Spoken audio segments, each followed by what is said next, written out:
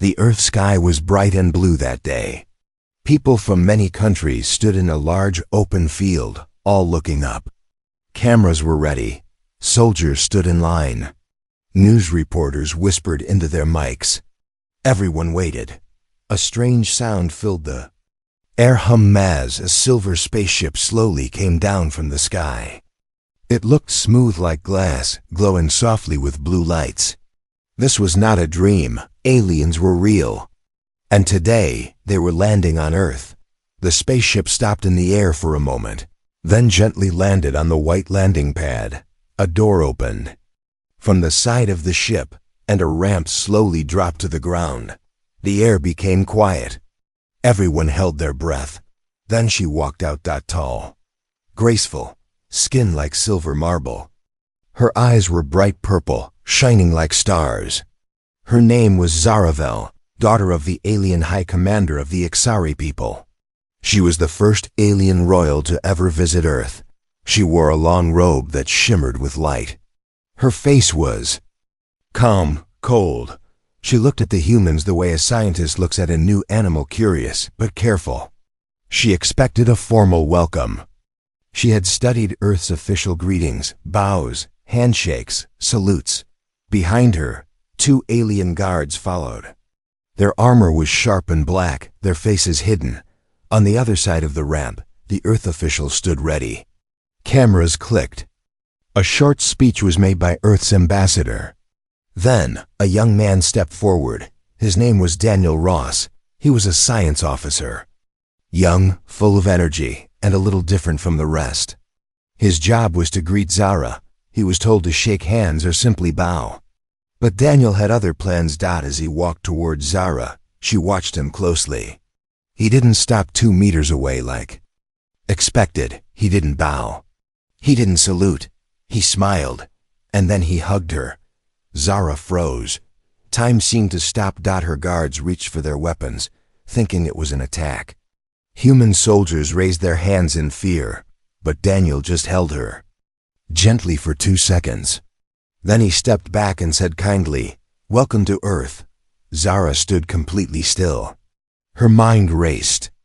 What just happened? What is this physical touch? He invaded my personal field, but it didn't hurt. Why does my heart feel warm? She blinked. Slowly, her body felt strange. No one had ever hugged her before. In the Ixari culture, touch was rare. Only between close family members. Even then, it was formal. Daniel was still smiling. That's how we say hello. A hug. It means we're happy you're here. Zara opened her mouth to speak, but no words came out. The humans began clapping. Her guards lowered their weapons. Earth's ambassador looked nervous but allowed the moment to pass. Zara turned back to the spaceship for a moment. She looked at the cold metal of her ship. Then she turned to Daniel again, this time staring into his eyes. She saw no fear, no threat, only kindness. These humans are strange, she thought. Strange, but warm. Later, during a private tour of the Human Welcome Center, Zara walked quietly beside Daniel. She didn't say much. She looked at everything: paintings, flowers, food, people laughing. "Why did you hug me?" she asked finally. Daniel chuckled. "It's just how I greet people I want to be friends with." "Friends?" she repeated. "You and I just met." "Exactly," he said with a wink. "Good time to start." Zara looked away. Her cheeks felt hot, a feeling she had never felt before. She didn't understand it. She wasn't supposed to feel anything.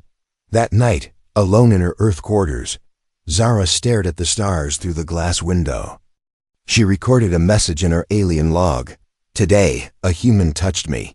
It was not protocol. It was not logical. But I did not dislike it. I felt something. A strange warmth. Perhaps this planet is more dangerous than we thought, not with weapons, but with emotions." She ended the log. Her fingers touched her shoulder, the same spot where Daniel had placed his arm during the hug. And for the first time in her life, Zara smiled. For hours after the ceremony, Zaravel said nothing. She sat quietly in her private Earth room, surrounded by strange furniture and soft lights. The walls were painted with warm colors, nothing like the sharp silver shades of her home world. The ceiling glowed with a soft light that changed shades slowly, like Earth's setting sun. Her alien guards stood near the door, still alert, still suspicious. One of them finally spoke.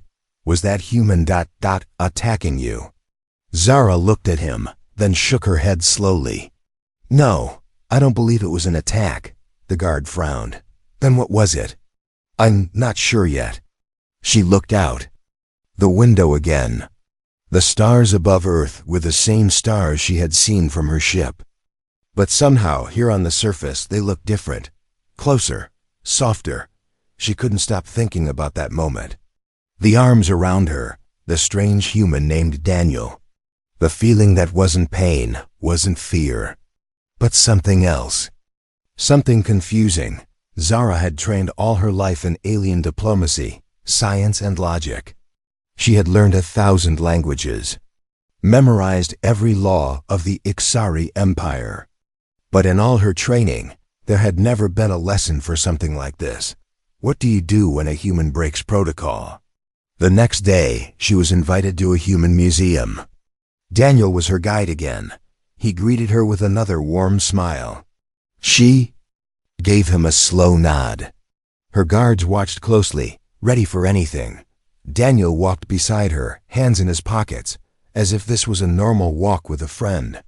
Zara walked straight, her back stiff, her mind busy. The museum was full of strange things, paintings of people hugging, crying, laughing. Sculptures of parents holding children. Videos of humans helping each other, hugging during victory, hugging during loss. Zara looked at them with quiet eyes. "Why do humans touch so much?" she finally asked. Daniel laughed lightly. "Because we feel things. Joy, fear, love. Sometimes we don't have the right words. So we use hugs." Zara turned to him. "We do not do this in my world." "I know," he said softly. "But maybe that's why you're here, to see what you're missing." Zara didn't reply. Later, they walked past a small Earth child who was holding a stuffed toy. The little girl stared up at Zara with wide eyes that had never seen an alien before. Then, without warning, the child stepped forward and hugged her leg. Everyone gasped.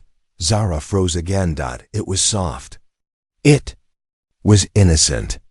And it was warm. The girl smiled and ran off. Zara remained still, her thoughts spinning. Back at her guest chamber, she sat at the table, her hands folded tightly. A small device hovered in front of her. It was a message from the Ixari Council. "Sent across space. We have received reports," said a cold voice. "You were physically touched by a human male. You did not react with defense. Explain." Zara stared at the message. What could she say? That she was stunned? That it made her feel something she didn't understand? That for one moment, she didn't feel like a leader, but like a person? She closed the message without replying. That evening, Daniel returned with earth tea and a small cake. He placed it gently on the table. "No pressure," he said. "But I thought you might want to try human sweetness." Zara looked at the small round cake. On her world, food was pills and liquids. This cake looked silly, but she took a small bite. Sweetness exploded in her mouth. Her eyes widened. Daniel chuckled. "First hug, now first sugar. We're corrupting you." Zara stared at the cake, then at him. "You're not dangerous in the way I expected," she said. Daniel leaned forward, his tone softer. "Most people think aliens will destroy us, but maybe we're the ones who change them." Zara tilted her head. "You hugged me twice. Both times I did not stop you. Should I stop?" he asked. Zara paused. Then, without smiling, without warning, she said, "No, not yet." He blinked. "Did you just make a joke?" "I am not sure," she answered. That night, in her personal log, she recorded her thoughts once again. "Today I was hugged again, by a child, By Daniel. I did not freeze. I did not panic. I am beginning to expect it. I am unsure if this is weakness or strength. The human idea of emotion is not something we were trained for. They express everything, even pain, even fear. It is loud, it is messy, and yet, there is something pure about it. Outside, the earth night was quiet. The stars looked peaceful. Inside, Zaravel, daughter of the High Commander, was changing. Slowly, silently. But surely, the hug that had broken all protocol had broken something else too. A wall inside her. And something very human was starting to grow in its place. Zaravel had been on Earth for 3 days, and already she was thinking thoughts she had never allowed before. Thoughts with no calculations, no perfect order, no instructions from the council. Thoughts full of questions. Why did humans laugh when they were nervous? Why did they cry when they were happy? Why did they eat food not just for survival, but for joy? And most of all, why did the hug from Daniel still feel like it was wrapped around her? In her private quarters, she stood in front of a full-length mirror. She examined her face. Her silver skin, flawless and cold. Her eyes, still bright violet, unchanged. But behind those eyes, something had shifted. She tried to mimic a smile. It was hard. The muscles didn't know what to do. But she remembered how Daniel smiled, light in the eyes, a small curve on the lips. She tried again, still awkward. But it was something. Later that morning, she and Daniel walked through a human park. The sun was warm. Children ran across the grass. Old people fed birds. Some humans sat close to each other, heads touching. Some walked holding hands. 2 teenagers kissed in the shade of a tree. Zara watched everything closely. Isn't this inefficient? She asked. Daniel looked at her, confused. What do you mean? All this, sitting, touching, expressing, it does not improve strength. It does not solve problems. It wastes time. Daniel shrugged. Maybe, or maybe, it makes life worth living. Zara looked at a couple hugging near a bench. She tilted her head. You feel so much, constantly. We do, Daniel said, smiling. And it's exhausting, and beautiful. They sat on a bench together. Daniel handed her a bottle of cold water. Zara accepted it, though she didn't need it. She just wanted to hold something. On my planet, she said quietly, we are trained not to feel. We are told emotion is a virus, that it weakens reason, that it leads to war. Daniel nodded. I get that. But it also leads to love, friendship, even peace. Zara looked away. I don't understand these things. You don't have to, Daniel said. You just have to feel them. She frowned. How does one begin to feel? He laughed. You're already doing it. They walked through the park in silence. A breeze touched her face. Birds flew overhead. A child ran past and accidentally brushed Zara's arm. She didn't flinch this time. Her steps were slower, less controlled. That night, she didn't record her log. She thought about it, but didn't. Instead, she watched a video Daniel had sent her. A human film. A love story. 2 people meeting, growing close, laughing, fighting, crying, finally hugging again under the rain. Zara didn't understand everything, but when the characters cried, her chest felt tight. That feeling again, not pain, not joy, something in between. The next day, Zara was taken to a human science center to meet young Earth students. They were curious, loud, full of energy. One girl asked, do you have moms and dads on your planet? Zara blinked. I was born in a laboratory. My genetic matches my creator. I do not know her. Another student said, that's sad. Zara didn't reply. But something heavy sat in her chest. Later, Daniel showed her photos of his childhood, him with his mom, his dog, his little sister in a silly hat. They were laughing in every photo. Do you miss them? she asked.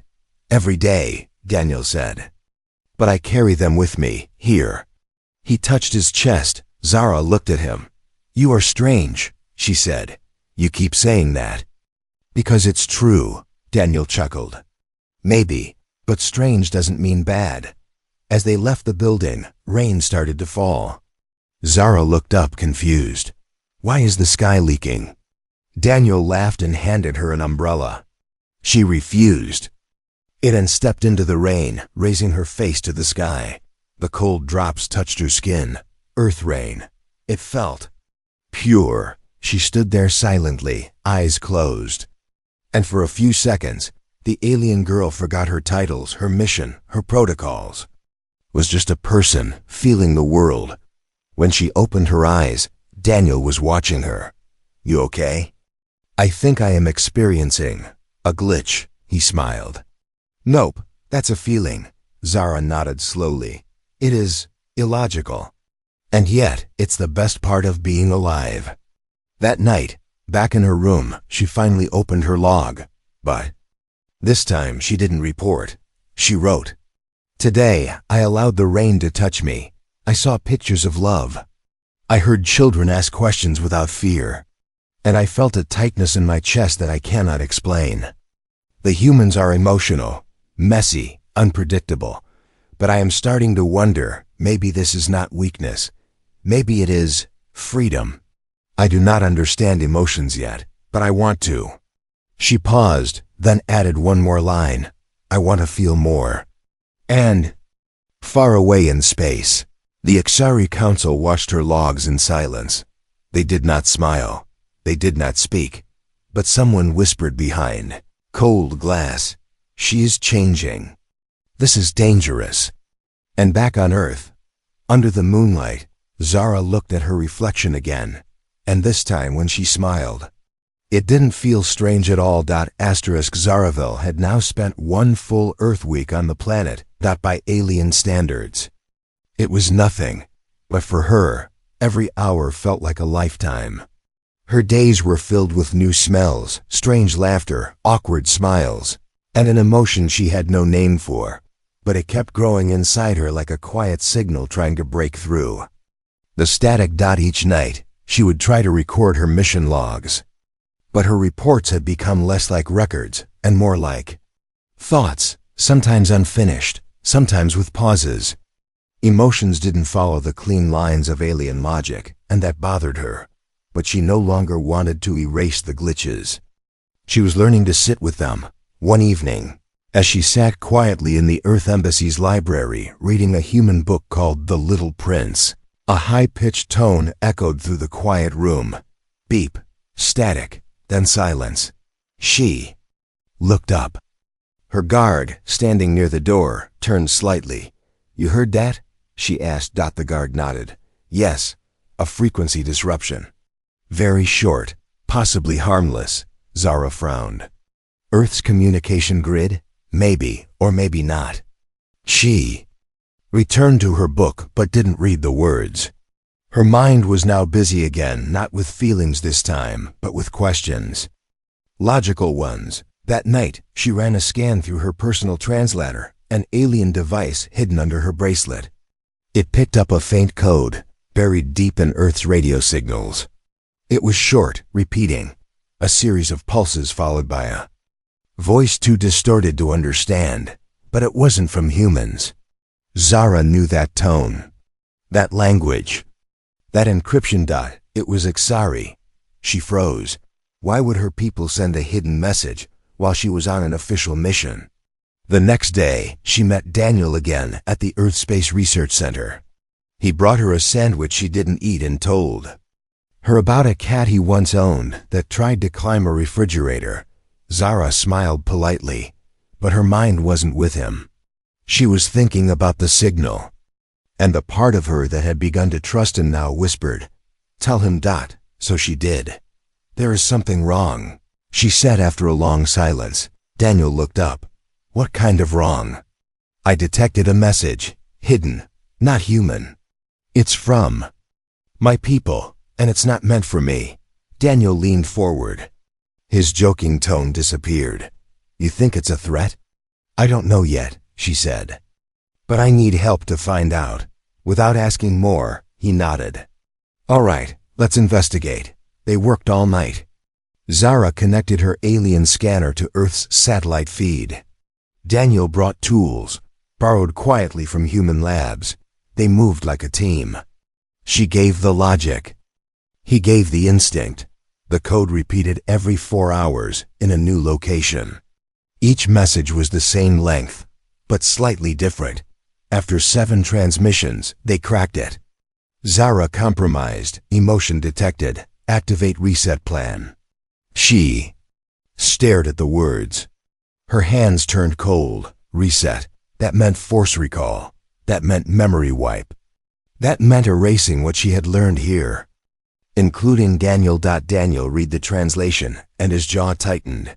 They're going to take you back, against your will. She nodded, and remove the part of me that feels. Like hell they will, Daniel said sharply. Zara looked at him. She felt the old self, the cold, logical ambassador rising inside, but it wasn't alone anymore. The new part of her, the softer part, didn't want to let go of this life.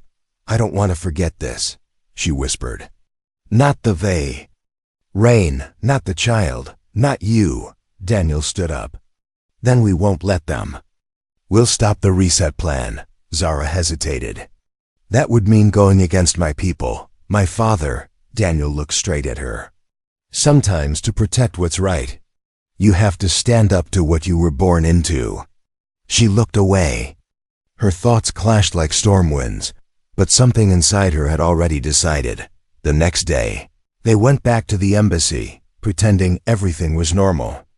Zara shook hands, gave short, polite answers, smiled in the way humans smiled, but secretly, she and Daniel used the time to trace the message source. It was coming from a cloaked alien probe floating just outside Earth's orbit, invisible to human tech. But not to her. She could send one final reply. Only one. She tapped her device. Emotion acknowledged. Identity changed. This is not a glitch. This is growth. A few hours later, another signal came. Cold, sharp, final. Warning ignored. Protocol breach confirmed. Extraction begins at sunrise. Zara sat in silence.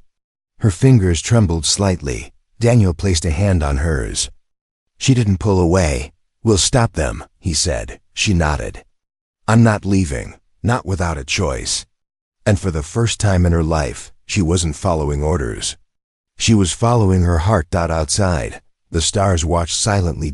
And above them, something else was coming. The sun hadn't yet risen, but Zaravel was already awake. She stood by the window of her Earth quarters, watching the sky change. The dark slowly turned to blue. The stars faded away, one by one, like memories being erased. She knew what was coming. The Ixari probe had sent its last warning. At sunrise, extraction would begin, and extraction didn't mean a soft return. It meant force. It meant silence. It meant everything she had felt on Earth. Every human experience, every spark of emotion would be removed like a corrupted file. She touched her chest gently.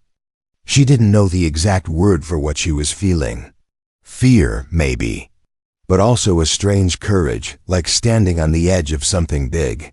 She had always obeyed her people, always followed the protocols, but Earth had done something to her. It had made her feel alive. A soft knock came at the door. Not a code signal, just a human knock.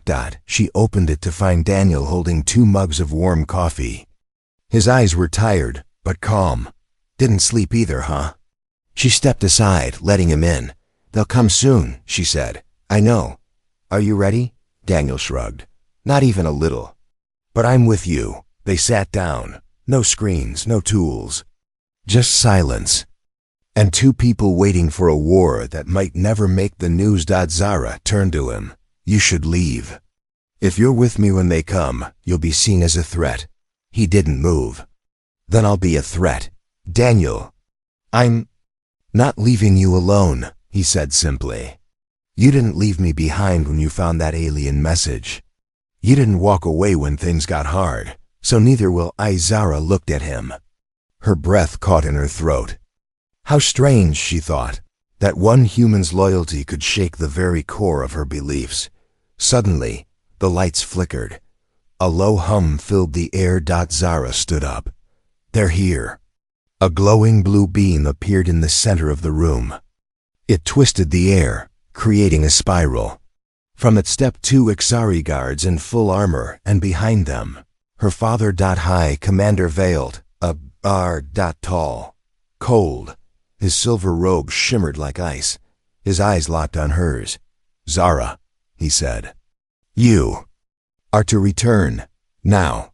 She took a step forward, calm but firm. "I refuse." A flicker of something passed through the commander's eyes. "You are infected by emotional disruption. This is not you." "It is me now," she said. "I've changed. This is not change. This is weakness," he growled. "You have been compromised. I've been awakened." Veltar moved closer. "You are my daughter. You carry Ixari blood. You were born to serve the Empire." Zara looked at Daniel, then back at her father. "I was born to understand. And I understand. Now, that emotion is not the enemy." Veltar raised his hand. A weapon formed from his wrist armor, a memory scrambler. One touch and everything she'd learned on Earth would be gone. Daniel stepped in front of her. "You're not touching her." The commander stared at him with quiet disgust. "You are nothing but a fragile organism full of chemicals and noise." Daniel didn't move. "Yeah, and that noise, it's called feeling. Something you clearly forgot how to do." Veltar moved forward, fast. But Zara was faster. With a sweep of her hand, she activated a defensive pulse. The room shimmered. The guards stepped back, surprised. "I warned you," she said. "I will not return as the same Zara. If you take me, you take all of me. My memories, my growth, my choices." Her voice shook slightly, but it didn't break. The High Commander paused. Slowly, he deactivated his weapon. His face was unreadable. "You choose this world?" he asked. "I choose this path," she said. "Whether on Earth or beyond, I will no longer be your mirror. I will be my own reflection." For a moment, the room was still. Then Veltar turned to leave. "Very well.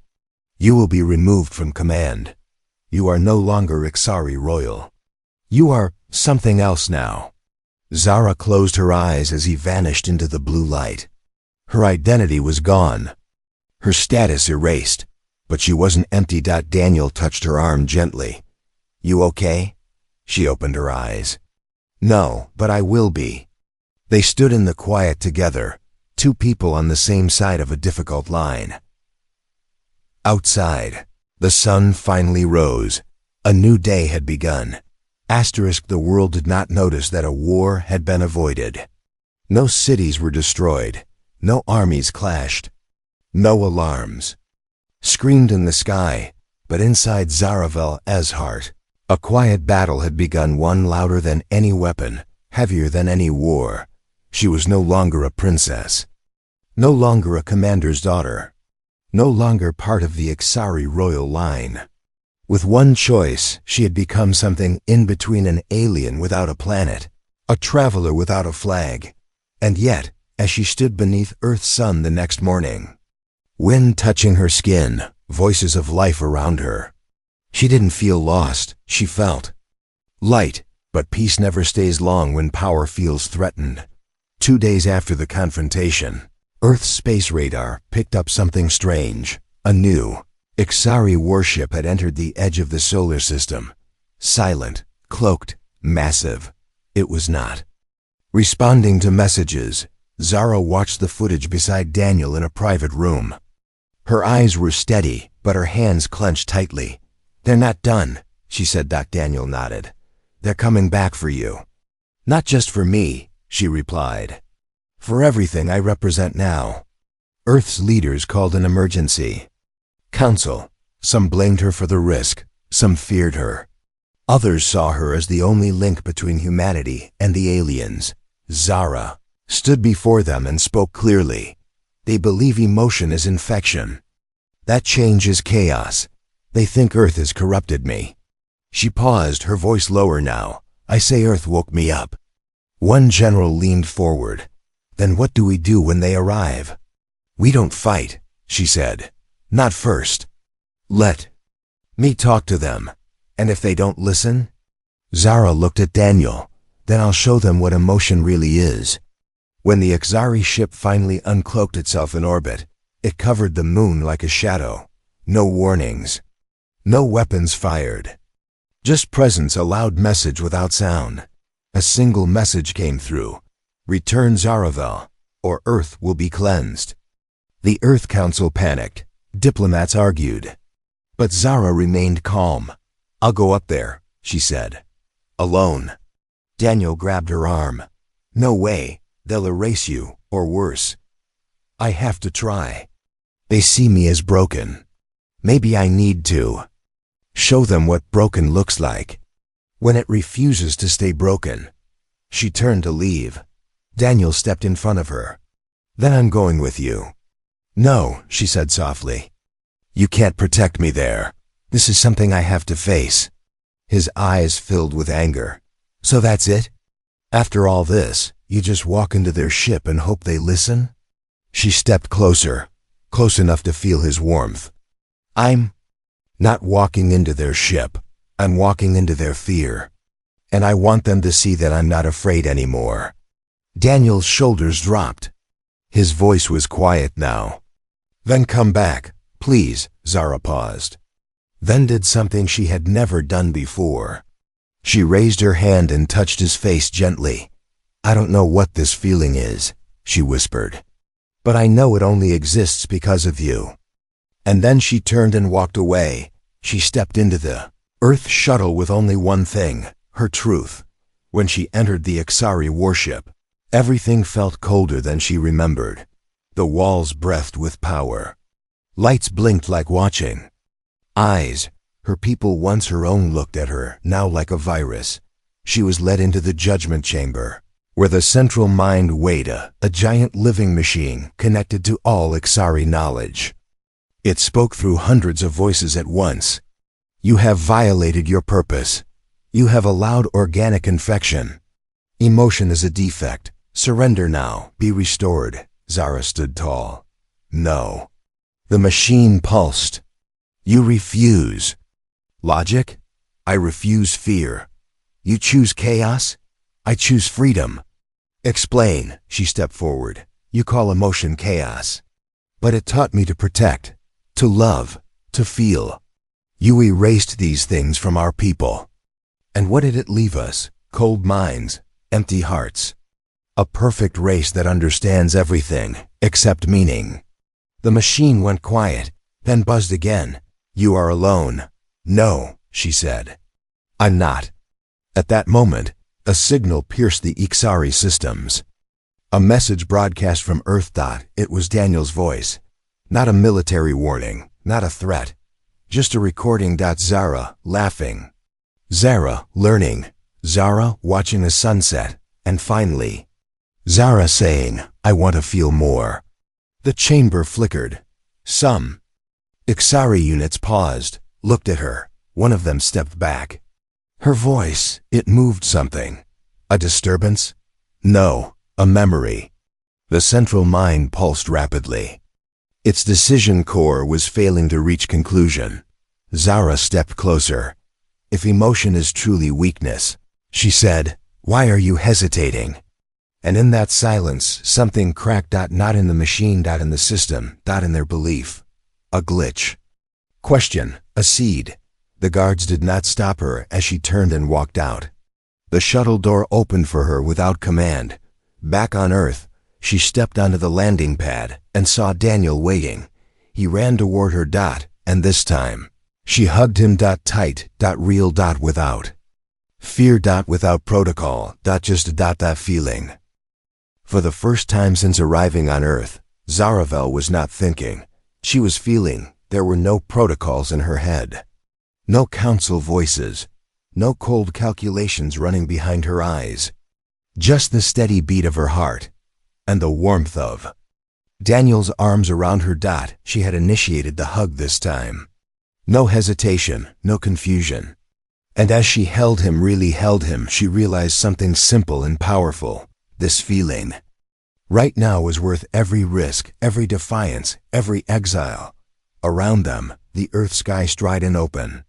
There was no warship overhead now.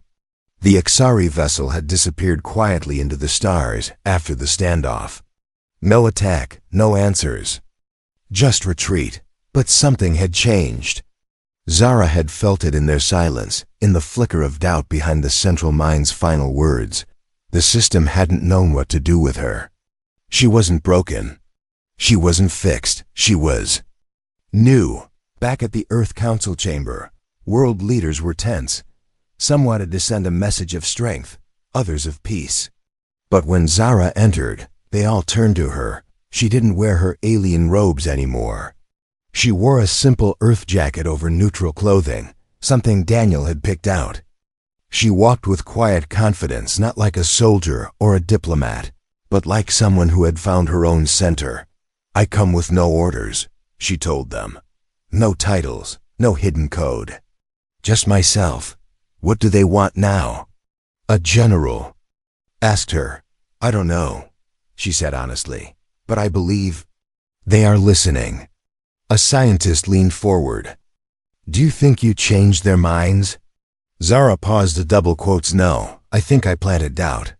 And sometimes, doubt is the first step toward truth." After the meeting, she stood outside the embassy gardens with Daniel. Flowers bloomed beside steel railings. Human children played nearby, and birds circled overhead. Daniel looked at her carefully. "So, what now?" Zara watched the wind play with the leaves. "Now I begin again. You're staying?" She looked at him. "Do you want me to?" His smile was soft but deep. "I thought you'd never ask." Zara reached into her pocket and pulled out the memory disk her father once gave her, a copy of her DNA, her royal protocols, her command codes. She held it for a long moment. Then she dropped it into the garden soil and let it go. That night, she didn't sleep in the guest room. She stayed at Daniel's apartment, small, messy, full of color and life, plants in the window, books on the floor, music playing low in the background. She sat on his couch while he cooked something called pasta. "What's the point of boiling things and adding flavors?" she asked, amused. Daniel stirred the sauce. "The point is the joy, the smell, the process, the wait. And the taste, of course." She shook her head. "Everything here is so inefficient." "And yet you're still here," he grinned. Later, they sat by the window, sharing the warm meal, watching the city lights blink like stars below. Zara rested her head on his shoulder. Another first. Another quiet rebellion against everything she once believed. Weeks passed. Zara started working with human scientists, not as a guest, but as a partner. She helped decode alien tech, shared insights about interstellar systems, and even began teaching a course on advanced diplomacy between non-emotional and emotional species. The students loved her, not because she was perfect, but because she was real, honest, a bridge between two worlds. Sometimes, she received messages from distant Ixari scouts. Not direct contact, just encrypted waves she could barely understand. But they weren't threats anymore, just questions. And questions, she now believed, were where real change began. One evening, after a long day of lectures, Daniel took her to a quiet rooftop garden in the city. Fairy lights danced across the railings. The wind was soft, the sky clear. He handed her a small box. "What is this?" she asked, narrowing her eyes. "Open it." Inside was a simple metal ring. No diamonds, no glow. Just a smooth band carved with a single word in human script: choice. Zara stared at it. Daniel spoke gently. "It's not a marriage proposal." "Not yet. Anyway, it's a promise. that your choices matter, that you're free. That whatever you decide, I'll be here. Zara said nothing for a long time. She took the ring, held it between her fingers, and then slipped it onto her hand, not her species' traditional finger, but the Earth one. Because this planet, with all its messines and noise, was now her home. She looked at him and finally sighed. This is the most inefficient gift I've ever received. He laughed, and then she whispered, but I love it. It was the first time she said the word. And she meant it. Far above, in the quiet dark of space, a Ixari probe hovered near the edge of the galaxy. Its sensors picked up her voice, her laughter, her signal. It recorded the moment, and it did not report it as a threat, because even cold systems, if exposed to enough warmth, begin to change, not with violence, not with power, but with something far more dangerous. Feeling. Final log entry, Zaravel, Earth year 2074. I was born into a race that feared emotion. I was trained to avoid it. But emotion is not weakness, it is information. It is the story behind the data, the purpose behind the mission, and sometimes the reason behind peace. I came to Earth expecting a handshake. I received a hug, and through that simple act, I began to feel I am no longer Ixari royal. I am no longer just alien. I am simply Zara, and that, for the first time, is enough.